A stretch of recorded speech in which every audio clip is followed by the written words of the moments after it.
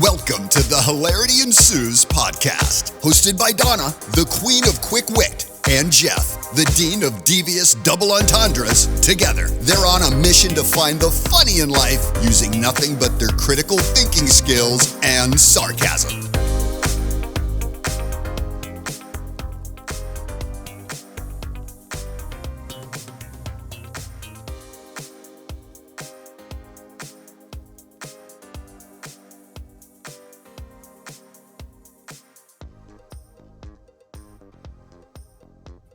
Hello, everyone, and welcome to another episode of Hilarity Ensues. I'm your host, Donna, and joining me here today is my co-host, Jeff.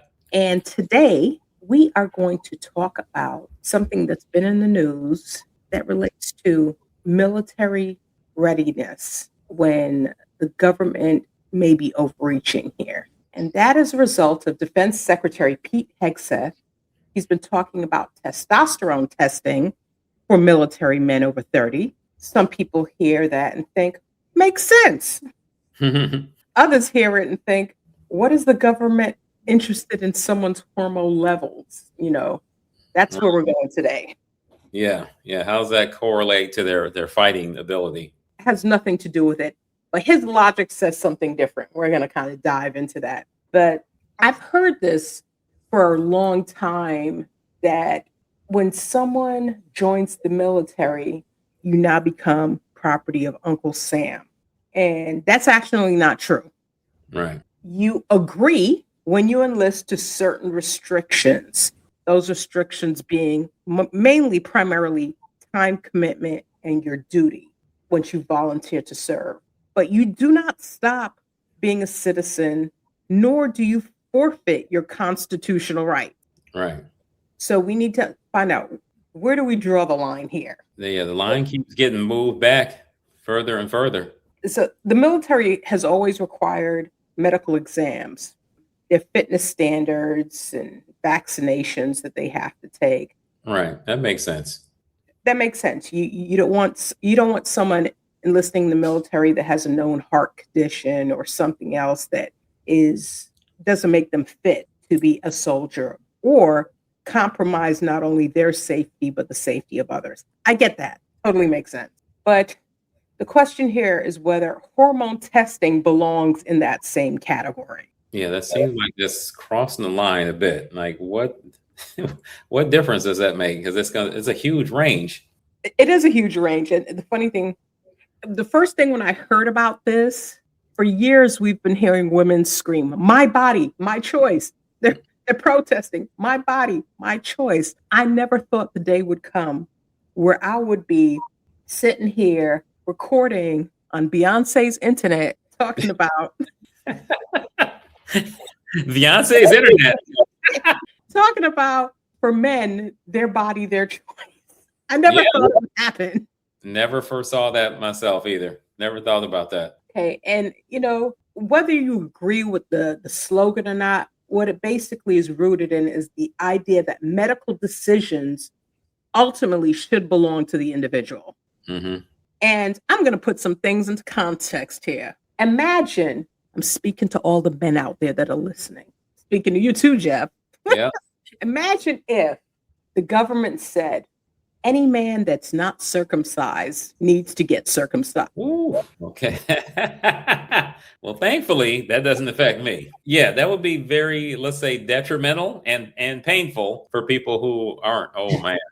I've heard some stories about that. That's very traumatic, too. Yeah, because here's the thing here. There's always what they claim to be, air quote, logical reasons why it should happen. I use that argument simply because they could say, you know what, for health and safety and disease reduction, the CDC has decided that primarily sexually transmitted diseases, there's a high percentage of transmission by men that are not circumcised. So for this reason, any man that is not circumcised has to now become circumcised. Ooh, there's going to be a lot of downtime, too. Completely going off course here, but because I've known grown men that have done this, but we talk about the downtime. There's a reason why people make a decision to do this for infants, right? Your urine isn't acidic. The other things that happen, aren't going to happen when you're an infant. But ultimately, and people are kind of split on that, whether it should or should not be done. This is not the podcast today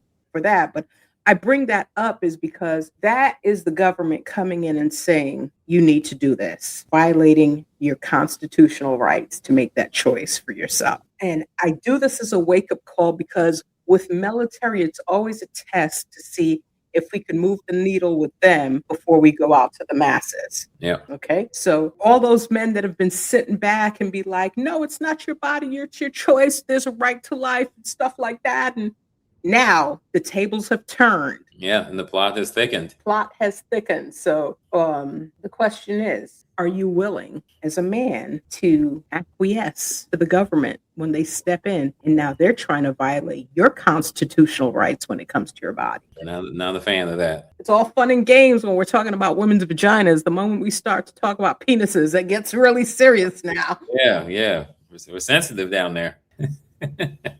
Let's talk a little bit, though, because the science behind it. You're in the gym all the time, and I'm sure that you have come across people that use testosterone and other performance enhancement. Yes, I have quite a few. Some of it is pretty easy to spot. Some of it not so easy, but I've been in the gym for a while, so I can usually see what's going on, especially if I know the person and they're struggling with the 5-pound weights for months and months, and then I come in lifting the 75s for 12. I'm like, okay, somebody's on some kind of TRT or maybe a little bit stronger. So would you say over the years it's become more common than in years past? Oh, way more common. People are talking about it openly. Before I thought it was as quote unquote cheating, even though I'm not really competing in any form or fashion. But yeah, people just walk up, say, yeah, I'm on TRT. This is my dose. My doctor says this, that, and the third. It helped my sleep. I mean, it's good stuff if you have the right doctor and the right dosage. If you're got one of them shady doctors that are trying to, give you bodybuilder doses, and more power to you. But that could be pretty detrimental as well. Now, you'd mentioned the guys that come in that could barely struggle with the 5-pound dumbbells, and now they're throwing up 75s. Mm-hmm. Any other things that you've noticed as a result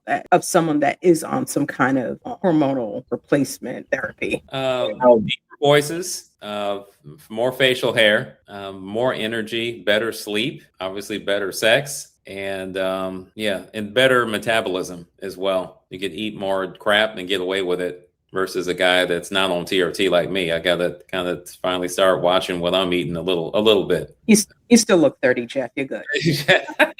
So here's what concerns me, because people are starting to talk about testosterone like we're talking about cholesterol, and it's not. Okay.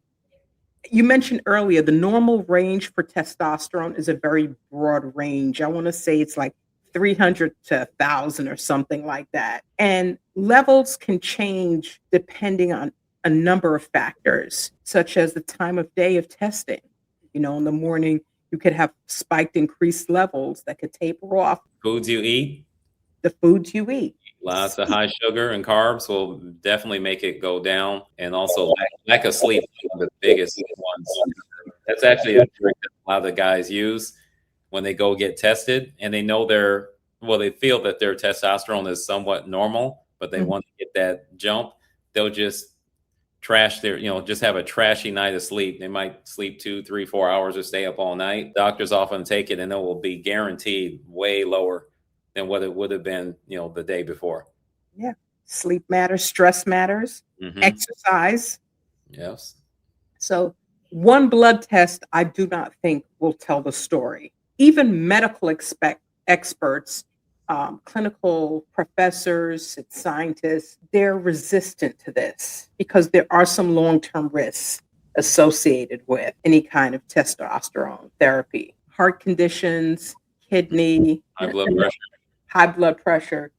So they are really resistant, especially like you mentioned, you don't have a doctor that's really monitoring your dosage and your levels. It could create other health problems. It actually also, I heard that it could also factor into when it's hard for you to impregnate a woman. What's the word? Fertility.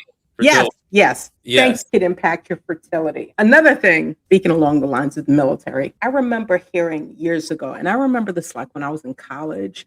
I worked someplace that it was a warehouse. It was a lot of men in the warehouse, and they were in the military. Some of them were in the military, or one in particular, he was in the Marines, and he talked about saltpeter being added to their food. Mm-hmm.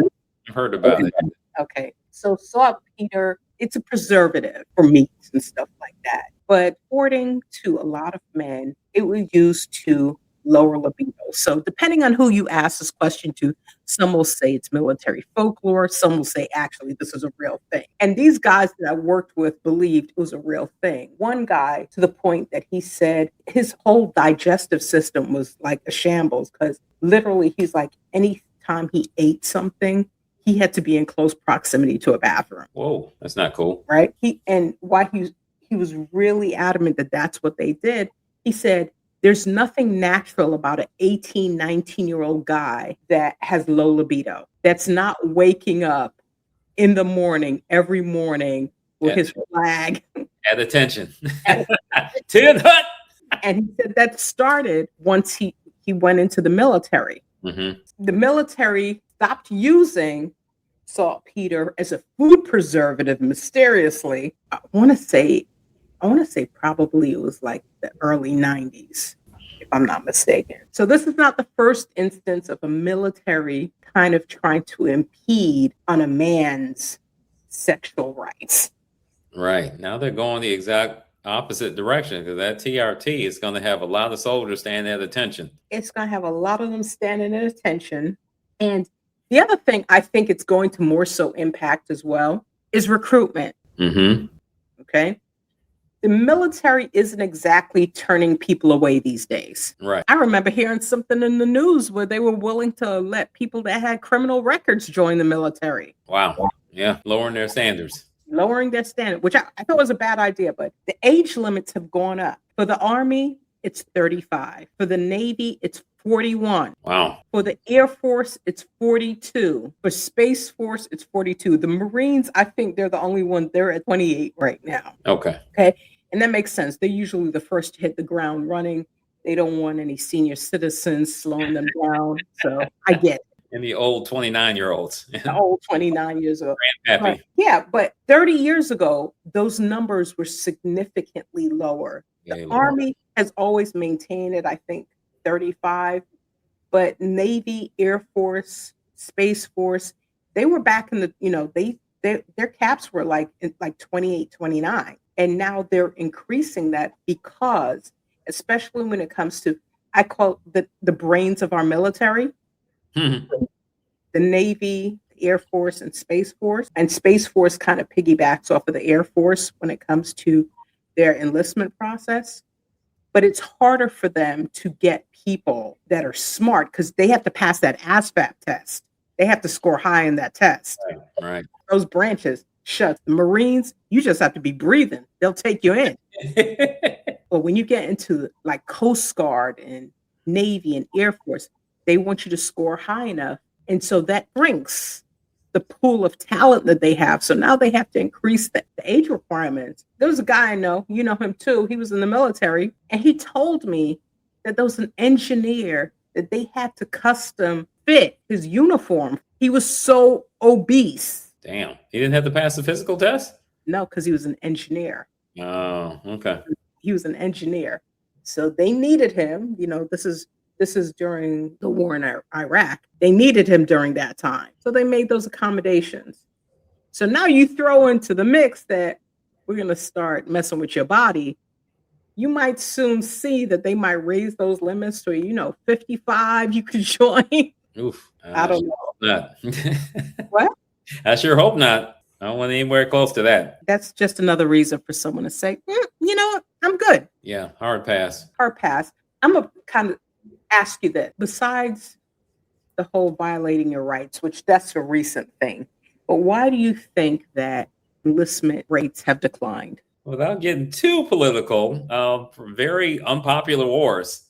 People are waking up and figuring out why are we fighting this war? What's the purpose of this? They're just not really feeling it. That's one of the main reasons, I think. The other thing, that is a huge reason, but I think the other thing is there was a large population 30 years ago, beyond, that was their only option when it came to having some kind of career path for them. That is a factor. Yeah, there are definitely a lot more opportunities out there. It's a lot more opportunities where, for example, that same person we're talking about, he enlisted in the military back in the 90s, the early 90s. And he said during basic training, there was a young man from, like, I want to say Arkansas, someplace like that, that refused to shower during basic training. Oh, yeah. I think I know where this is going. And admitted when he arrived to basic training that was the first pair of new shoes he's ever owned in his life. Wow. I say all that to say that we were dealing with people like that. They came from extreme poverty. They didn't have any options, and the military was their only option to get 3 hots, a cot, decent salary, and to serve their 20 years and walk away with a decent pension. Yeah. Fast forward, we got people on TikTok and Instagram and YouTube doing podcasts. There are other options. Some of them are driving for Uber. You know, that they're driving for Uber or Lyft or whatever ride share is out there.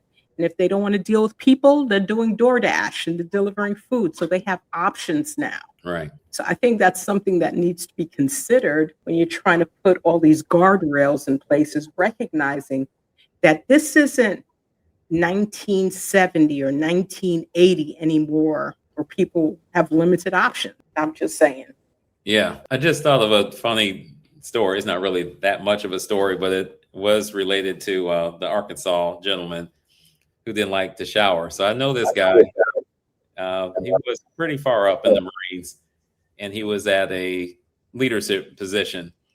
And they had one guy in particular that stank. And a number of people came to him and said, "Hey, this dude, he's got a BO problem."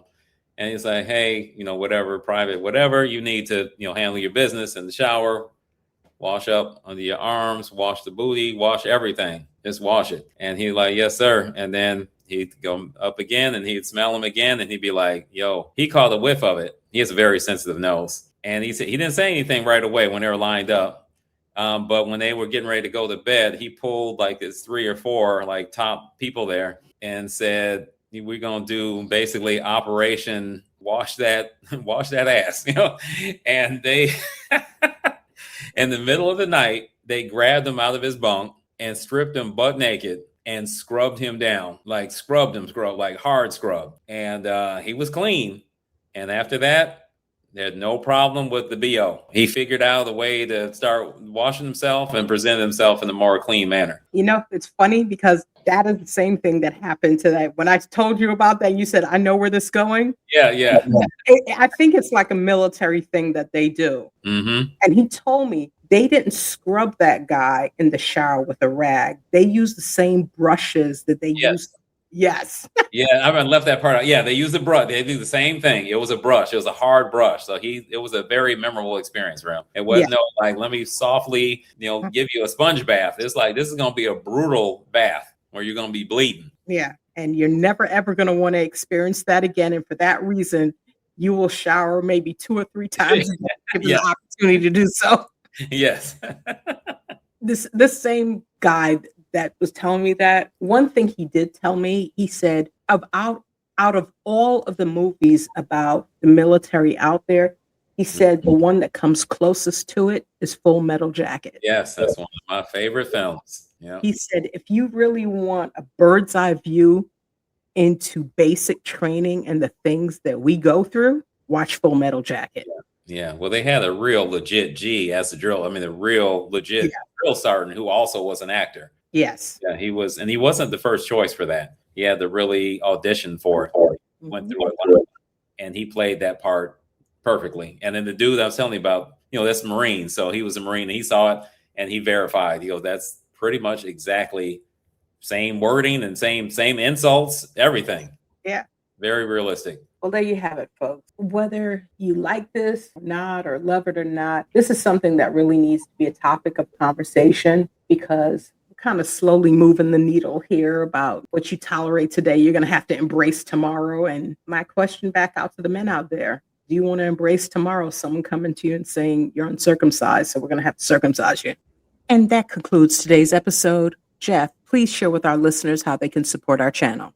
Please like, share, and subscribe. Share the show with everyone that you know.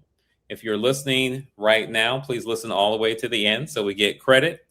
If you'd like to send us a comment or a show idea, please hit us up at hilarityensewspod@gmail.com. And also, our Twitter handle is HEnsuesPod. And we're also on Instagram and on TikTok at hilarityensewspod. You're also able to stream us on Spotify and the Apple Podcast.